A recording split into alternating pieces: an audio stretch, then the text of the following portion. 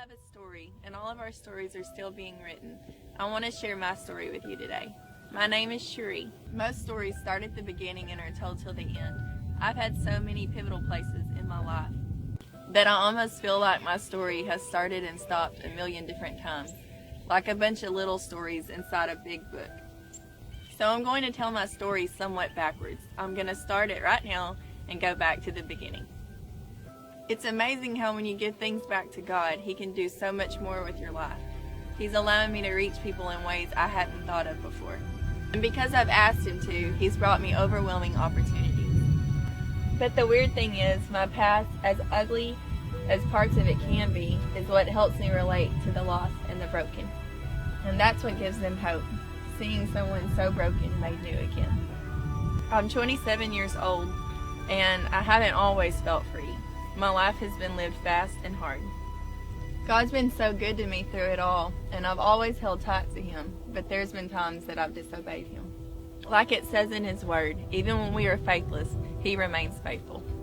People always ask me where my passion for sharing Christ comes from. It comes from me knowing what it feels like to be lost. I know how sick and lonely and damaged I was, how sad and broken and confused. I don't want anyone to have to feel like that. And the awesome thing is that we don't have to. I met the man that God told me I was going to marry in the church that I was raised in. He was several years older than me, so I graduated high school a year early, and I got married at 17. I was beyond happy to be married to Keith. He was a godly man, just an awesome example to everyone around him, very Christ-like, and I was honored that God would give me a man like him. He was my first love, and he never broke my heart. He never hurt me. He always gave me every reason to trust him. He was the kind of guy that could try anything and do it right the first time, because he always said, if you think you can do it, then you can. With God, anything is possible. We were both raised in church, and so in our relationship, we pushed each other to be closer to the Lord and helped each other grow stronger in our faith. In 2007, we had our little boy, and then in 2009, we had our little girl. In February of 2010, Penelope was only a year old, and Keith got diagnosed with lung cancer. It threw us for a loop because he'd never tried drinking or smoking or tobacco or drugs of any kind. I just wish that everyone could have got to know him, because he had this incredible peace that he got from God. He was just sure that God was going to take care of everything. And he always said that he had heard what it meant to have the peace that passes all understanding, but until he was going through this trial, he didn't truly know what that meant. In fact, even the day that he found out that he had cancer, God told Keith, in everything give thanks. So Keith said, I guess I'll give thanks for cancer, and that's exactly what he did. And that same day, God told me, be still and know that I am God. And I had to remember to keep going back to that scripture. And the next 4 months just flew by in a whirlwind of doctor visits and radiation treatments and prayers and crying out to God for answers and sleepless nights. It was crazy. It was just this whirlwind, like a lot of time had passed in a short amount of time. Keith died in June that same year after our anniversary and his last Father's Day.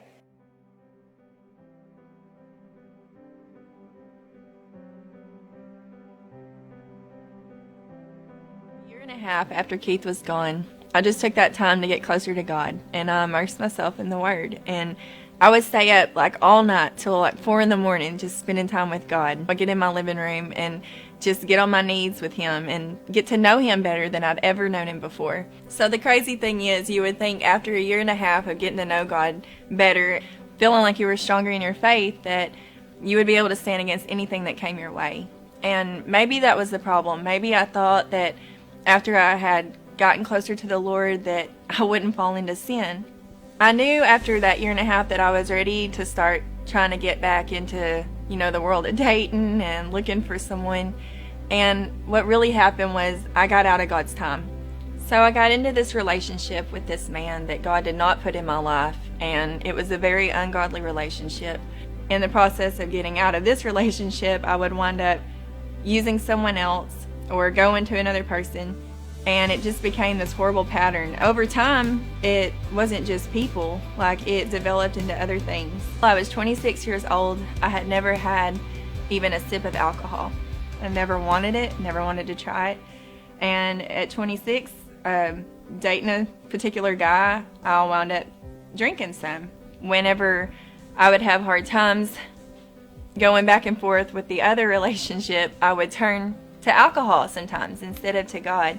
If I would have just let God have the initial relationship to begin with, if I would have just given it back to Him instead of trying to hold on to it and let it be my idol and let Him do the perfect thing for me in the right timing, I could have saved myself so much heartache. So I asked God to take this thing from me because I knew I didn't have the strength to give it up on my own. And inevitably He did. I was with a group of people, and because of the mistakes that I made, it had horrible consequences, and I lost tons of relationships that night. The next day was kind of my turning point. I realized that everything needed to be done differently. So after realizing that, one day I was in my truck and I was praying to the Lord. I got out of all the relationships. I'd given everything up. I told myself I would never drink again, and I haven't. One day I came across some things that reminded me of my past, and I had them in my hands in my truck looking at them. I began to think, maybe I could still kind of hold on to this thing a little bit and still serve God, just because it was something that was precious to me. I could hear almost as loud and clear as if the Lord was standing right there. I kept asking Him, I was like, God, I don't think I can get rid of this thing. I don't think I can give it up. Will you just show me how? Finally, it was like He said, it's okay. You're going to choose it over me anyway. And when I felt Him say that to me, I broke down and I lost it. I was like, no, I will not. I will never choose anything over you again. I got out of my truck. I went and threw that thing in the trash can. And yeah, it hurt. It ripped my heart out to get rid of it. I began to just bawl and just cry out to God. But there was such a freedom in knowing that I had given up something that I had put before God for so long.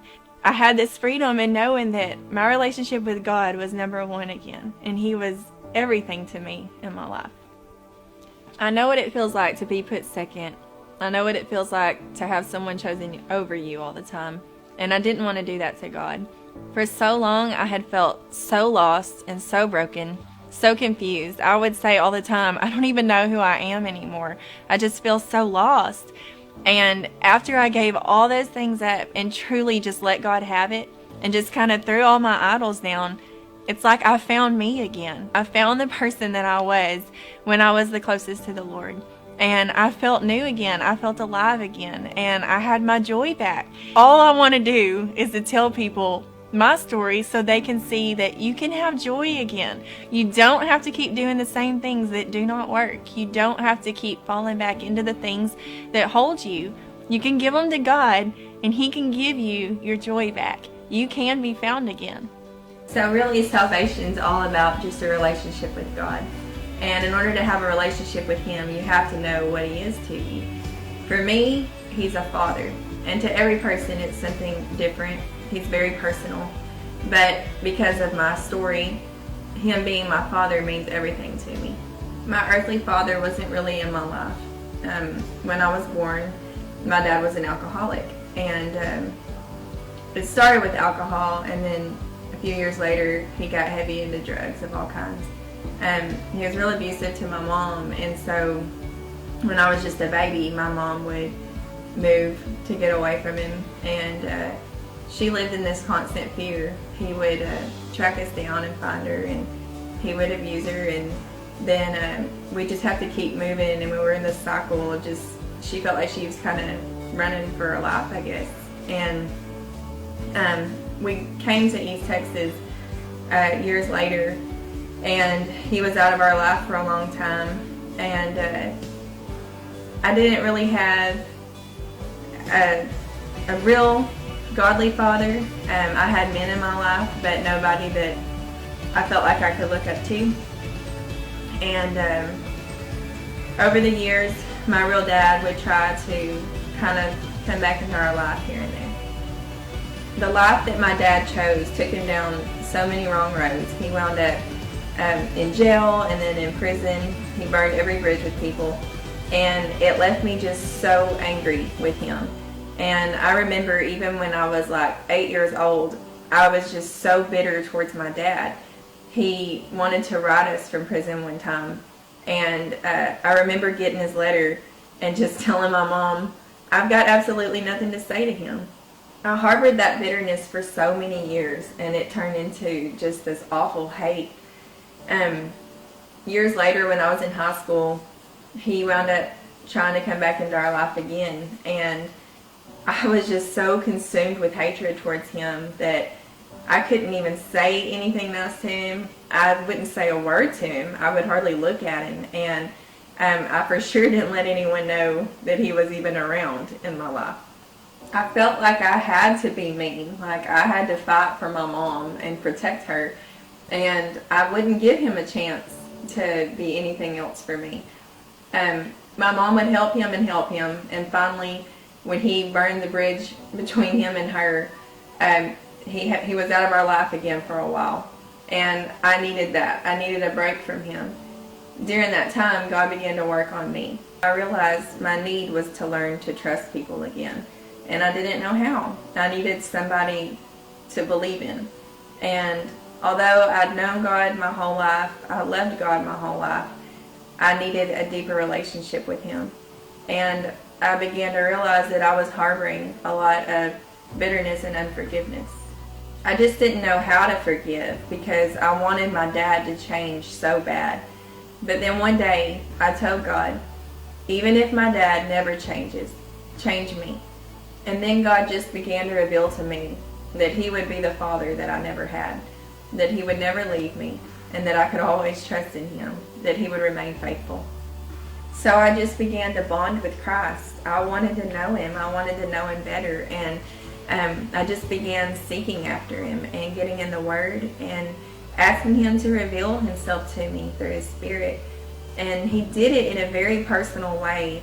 When I was 12 years old, I started hungering after the ways of the Spirit and the different gifts of the Spirit. And I told him that I just wanted to know him better.